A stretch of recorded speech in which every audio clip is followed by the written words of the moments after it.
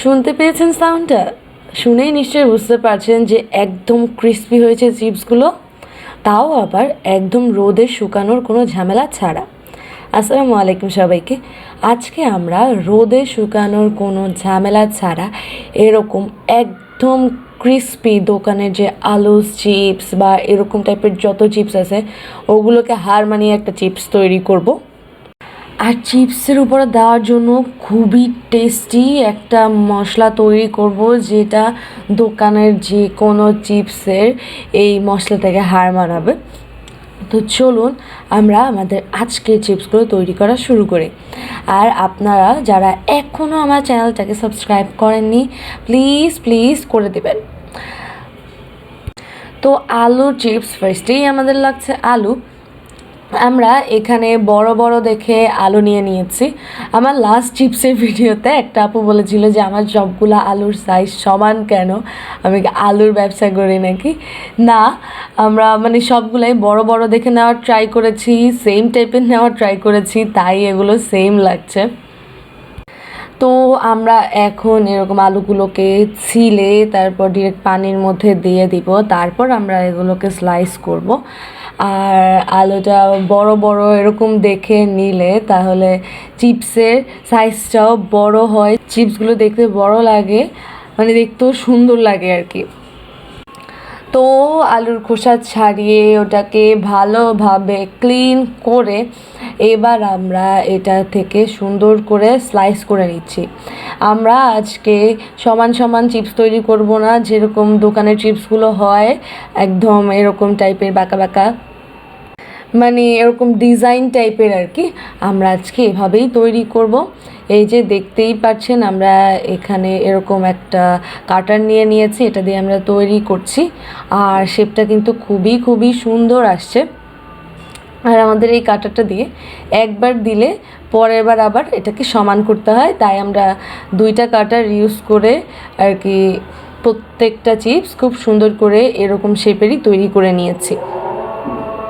তো আমরা এভাবে কাটার কারণে ডিজাইনটা খুবই সুন্দর হচ্ছিল, যে এক সাইড সমান আর আরেক সাইড খুব সুন্দর এই ডিজাইনগুলো।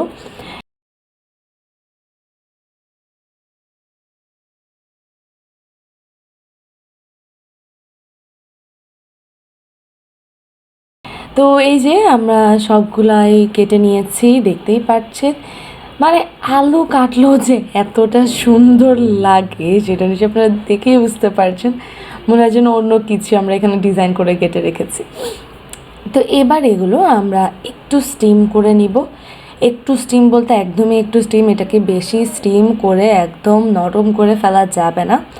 তো আমরা ফ্রিজে অর্ধেকটা এখানে দিয়ে দিব, এটাকে আমরা কিছুক্ষণ স্টিম করে নিব।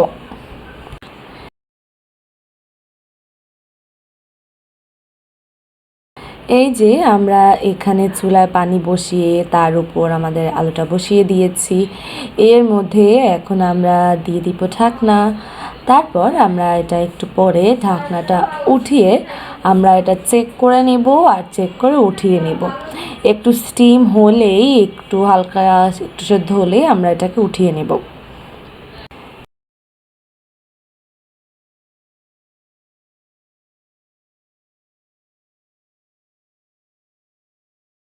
এই যে আপনারা নিশ্চয়ই দেখেই বুঝতে পারছেন যে কতটুকু এটা স্টিম হতে হবে।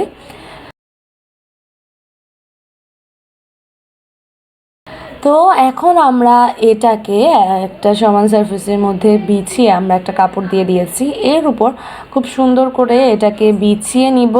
আর এ ফাঁকে আমরা আমাদের বাকি যেগুলো ওগুলো সবগুলো আবার স্টিমে দিয়ে দিব।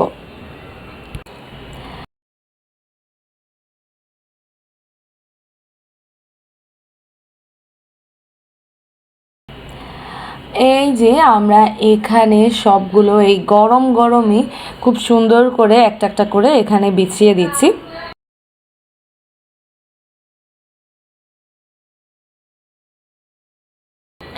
এখানে এরকম কোনো কাজ হলে মিহি সিয়াম সবাই চলে আসে এগুলো করতে। তো দেখতেই পাচ্ছেন যে সিয়ামও চলে এসেছে এখানে এগুলো বিছানোর জন্য, মিহিরিমাও চলে এসেছে। দুজন একসাথে কি যে করছে, এই যে সিয়াম এখানে এক সিরিয়ালে কিন্তু সবই বিছিয়ে ফেলেছে। তো এইভাবেই আমরা সবগুলো এভাবেই বিছিয়ে নিচ্ছি। দেন আমরা উপর থেকে একটা টিস্যু দিয়ে পানিটাকে একটু সোক করে নিচ্ছি আর কি, পানিটা যাতে টিস্যুটা যাতে পানি সোক করে নেয়।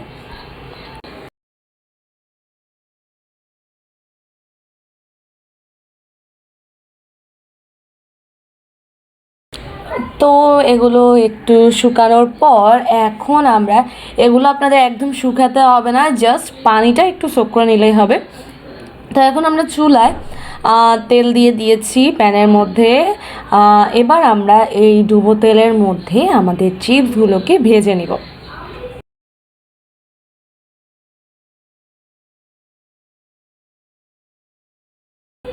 আমরা এগুলোকে আস্তে আস্তে খুব সুন্দর করে গোল্ডেন ব্রাউন কালার করে ভেজে নিব।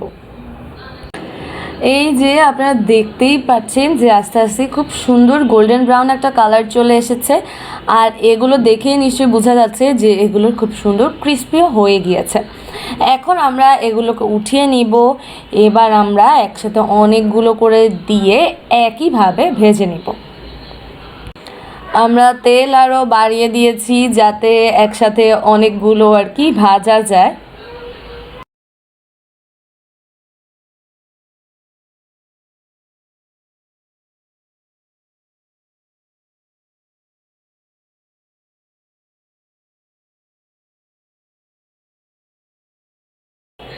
আপনারা দেখতেই পারছেন যে আমরা এগুলোকে আস্তে আস্তে উল্টে পাল্টে একটু নাড়াচাড়া করে খুব সুন্দর করে আর কি গোল্ডেন ব্রাউন করে ভেজে নিচ্ছি। একসাথে বেশি আঁচ দিয়ে ভাজা যাবে না, তাহলে এগুলো আগেই ব্রাউন কালার হয়ে একদম পুড়েও যাবে কিন্তু ক্রিস্পি হবে না। সো এগুলোকে আমাদের আস্তে আস্তে ভাজতে হবে।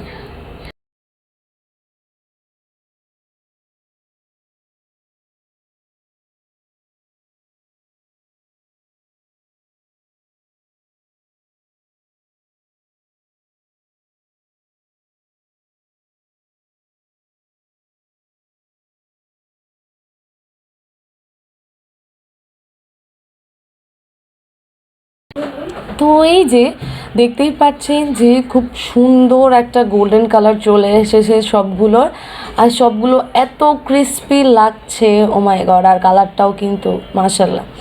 এবার আমরা এগুলোকে উঠিয়ে নিচ্ছি। উঠানোর পর আমরা একটা মশলা তৈরি করব।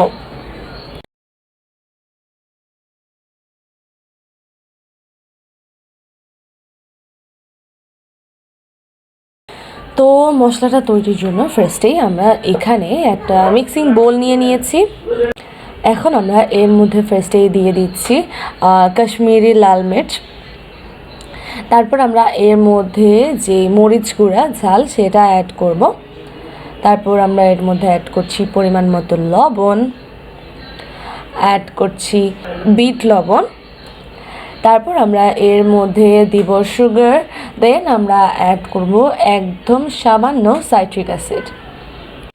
সাইট্রিক অ্যাসিডটা দিলে আমরা চিপস খাওয়ার সময় যেরকম একটা টক টক ফ্লেভার আসে না মশলার মধ্যে, সেটা আসবে। আর ট্রাস্ট মি, এই মশলাটা এত টেস্টি, মানে আমার এটা দিয়ে এত ভালো লেগেছে, মানে এটা আপনার সসের থেকেও বেটার। যে আমি চিপসটা সস দিয়ে খাবো না, এই মশলাটা দিয়েই খাই, এটা আরও বেটার। তো আমরা এটাকে একবার একটু ব্লেন্ড করে নিয়েছি, কারণ এটা একটু ভালোভাবে মিক্স করতে হতো। তো এই যে আমাদের মশলাটা একদম রেডি। এবার আমরা এটা আমাদের চিপসের মধ্যে দিয়ে দিব। চিপসের মধ্যে উপর থেকে স্প্রিঙ্কল করে দেন এগুলোকে আমরা একটু টস করে নিব, যাতে সবগুলোর মধ্যে আর কি খুব সুন্দরভাবে মশলাটা একদম ছড়িয়ে ছিটিয়ে যায় আর কি। দেন আমরা এগুলোকে সুন্দর করে সার্ভ করে নিয়েছি। এই যে আমাদের আজকের চিপস একদম রেডি। তো আপনারা নিশ্চয়ই বুঝতেই পেরেছেন যে চিপসটা তৈরি করতে কতক্ষণ লেগেছে, আর এটার মধ্যে একদম আপনার শুকাতে হবে এরকম কোনো ঝামেলাই নেই। মানে খুব ইজিলি একদম দোকানের মতো চিপস তৈরি করে খেতে পারবেন। দোকানের 10 টাকা দামে একদম এক চিমটি চিপস না কিনে এখানে এক বোল চিপস বানিয়ে নিন আর কি। আর মাশাল্লাহ চিপসগুলো দেখতেও খুব সুন্দর হয়েছে, আর এটা খেতেও খুবই ক্রিস্পি হয়েছে। সো আপনারা চাইলে এটা দেখে বাসায় ট্রাই করতে পারেন।